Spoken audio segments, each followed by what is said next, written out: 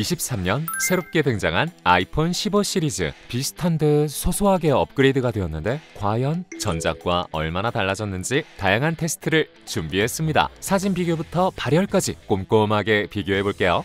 광안리 오늘의 아이템, 아이폰 13, 14, 15 프로 모델입니다. 오늘의 제품, 오늘의 테스트. 모두 광안리 소장 제품이에요. 구독과 좋아요를 눌러주세요. 탐색 전 외형 비교. 먼저 아이폰 13 프로입니다. 출시는 2021년도였어요. 색상은 이렇게 있어요. 스테인리스 스틸의 후면은 무광 글래스 소재예요. 스펙 기준 사이즈입니다. 일반은 1000니트 전체 최대 밝기, HDR은 1200니트 부분 최대 밝기예요. 아이폰에서 흔히 볼 수 있었던 노치형 디자인이 적용돼 있어요. 램 6GB, A15 바이오닉 칩, CPU 6코어, GPU 5코어가 탑재되어 있습니다. 아이폰 13 프로의 카메라 스펙도 확인하세요. 배터리 용량은 3095mAh이고 라이트닝을 유지하고 있어요. 방수 방진 IP68 등급입니다. 시리즈 라인업으로는 총 4가지가 있어요. 128GB 공홈 기준 출시가는 135만원입니다. 다음은 아이폰 14 프로예요. 출시는 2022년도에 했습니다. 색상은 이렇게 있어요. 스테인리스 스틸의 후면 무광 글래스 소재입니다. 스펙 기준 사이즈도 확인하세요. 일반 1000니트 전체 최대 밝기, HDR 1200니트 부분 최대 밝기, 야외 2000니트 부분 최대 밝기예요. 14 프로에는 노치를 없애고 다이나믹 아일랜드가 새로 적용됐습니다. 램 6GB, A16 바이오닉 칩, CPU 6코어, GPU 5코어가 탑재됐어요. 아이폰 14 프로의 카메라 스펙입니다. 배터리 용량은 3200mAh이고 라이트닝 단자예요. 방수 방지는 IP68 등급이고 시리즈 라인업은 총 4가지가 있습니다. 128GB 공홈 기준 출시가는 155만원입니다. 마지막은 최근 출시한 아이폰 15 프로예요. 2023년 올해 출시했습니다. 색상은 이렇게 구성되어 있어요. 새롭게 티타늄 소재가 적용되었고 후면은 무광 글래스예요. 새롭게 변경된 부분은 측면 동작 버튼입니다. 이 동작 버튼을 통해 무음 설정은 물론 음성 녹음이나 카메라 등 원하는 기능을 설정해 바로가기 버튼처럼 사용할 수 있게 변경되었습니다. 스펙 기준 사이즈도 확인하세요. 일반 1000니트 전체 최대 밝기, HDR 1600니트 부분 최대 밝기, 야외 2000니트 부분 최대 밝기입니다. 눈에 띄는 부분은 전작 대비 베젤이 얇아지면서 개방감을 느낄 수 있게 업그레이드 되었어요. 그리고 이번에도 다이나믹 아일랜드가 적용되었습니다. 램 8GB, A17 프로 칩, CPU 6코어, GPU 6코어가 탑재되었어요. 아이폰 15 프로의 카메라 스펙입니다. 배터리 용량은 3274mAh이고 아이폰 최초 C타입이 적용되었습니다. 방수 방지는 동일하게 IP68 등급입니다. 시리즈 라인업은 총 4가지가 있습니다. 128GB 공홈 기준 출시가는 155만원이에요. 아이폰의 자존심, 프로 라인업의 테스트를 바로 시작해볼게요. 성능 테스트. 각 제품의 CPU와 GPU 수치 먼저 확인해볼게요. CPU부터 테스트 시작해볼게요. 동일하게 10번씩 돌려서 결과를 보겠습니다. 싱글코어 점수입니다. 다음은 멀티코어 점수입니다. 이어서 GPU도 살펴볼게요. GPU 결과도 확인해보세요. CPU의 최고 점수 차이와 GPU 수치를 비교하면 이 정도 차이가 있었어요.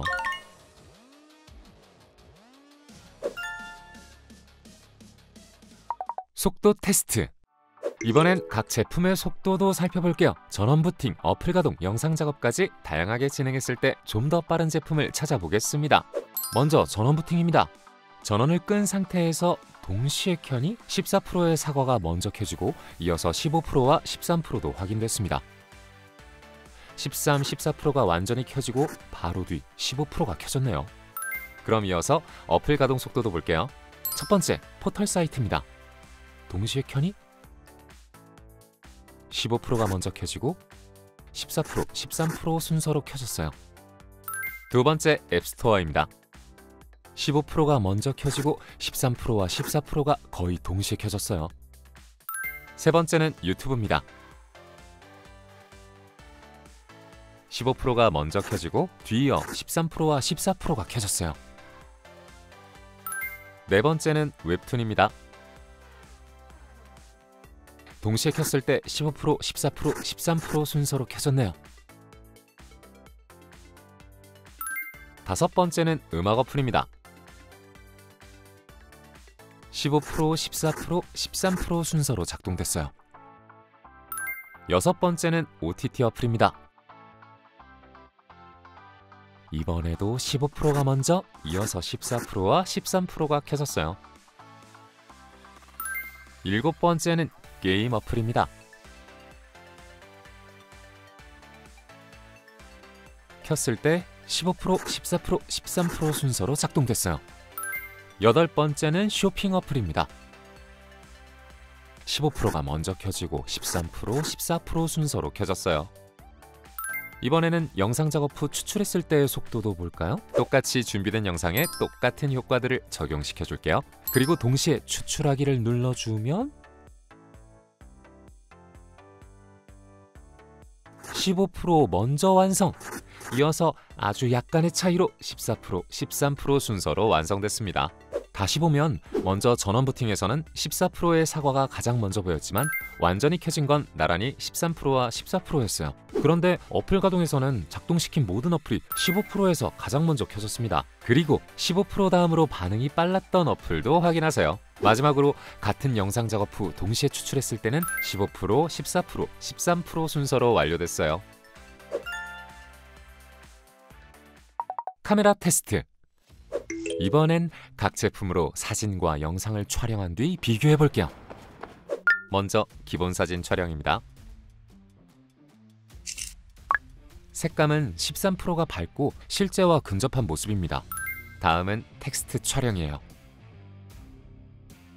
이번에도 색감은 13%가 실제와 가장 비슷하게 담아냈어요. 표지판도 촬영해 볼게요. 야외 표지판도 눈으로 봤을 때 색감을 가장 잘 담은 건 13%였어요. 그럼 이어서 하늘도 촬영해 볼까요? 13%와 14%는 거의 비슷해 보이고 이번에는 15%가 선명하면서도 밝은 느낌을 갖고 있습니다. 이번에는 접사 촬영을 해볼게요.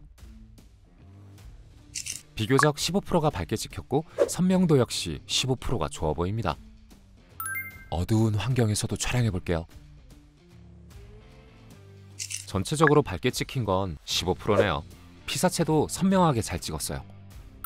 그럼 야간 모드를 설정하고 찍어보겠습니다. 야간 모드에서는 14%가 미세하게 더 밝게 찍혔네요. 하지만 피사체의 선명도는 13%가 조금 더 잘 담아냈습니다. 이어서 15배 줌도 볼게요.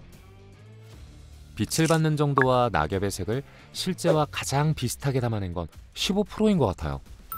어두울 때 15배 줌도 볼까요? 이번에는 14%가 빛 번짐과 선명도에서 조금 더 결과가 나아 보입니다. 셀카도 확인해 봐야겠죠?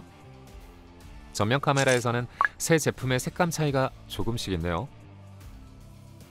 그럼 후면 인물 모드로도 찍어볼게요. 이번에도 새 제품의 색감 차이는 조금씩 있어 보이고 인물 포커싱은 모두 잘 된 것 같습니다. 동영상 촬영도 봐야겠죠? 기본 촬영부터 해볼게요.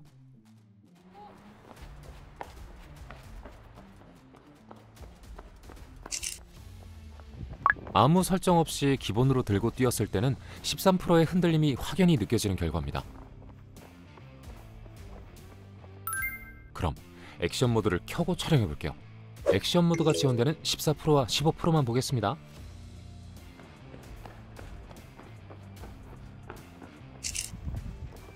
촬영해보니 두 제품의 큰 차이는 없는 것 같은데 아주 미세하게 15%의 흔들림이 좀 더 적어 보여요.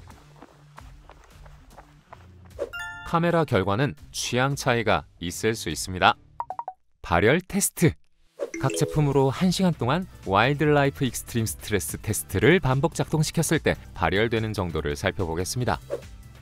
제품 3개를 세팅해주고 최대한 비슷한 온도에서 시작해볼게요. 그럼 테스트 시작! 1시간 동안 똑같이 테스트를 계속 진행시켰을 때 서서히 온도가 올라가기 시작했어요.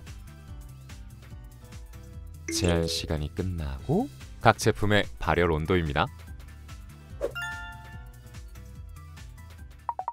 배터리 테스트. 마지막으로 배터리도 알아볼게요. 잔량 50%를 기준으로 다양하게 사용했을 때 가장 오래 작동되는 제품을 찾아보겠습니다. 그럼 50%로 잔량을 맞춰준 뒤 똑같이 여러 활동들을 진행해줄게요. 게임부터 영상 시청, SNS 활동까지 다양하게 진행해주고 중간 점검을 해보겠습니다.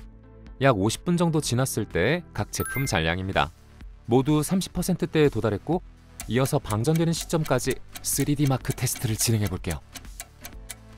약 80분이 지난 시점에 각 제품 잔량입니다. 10%대에 모두 돌입했고 이어서 계속 진행해볼까요?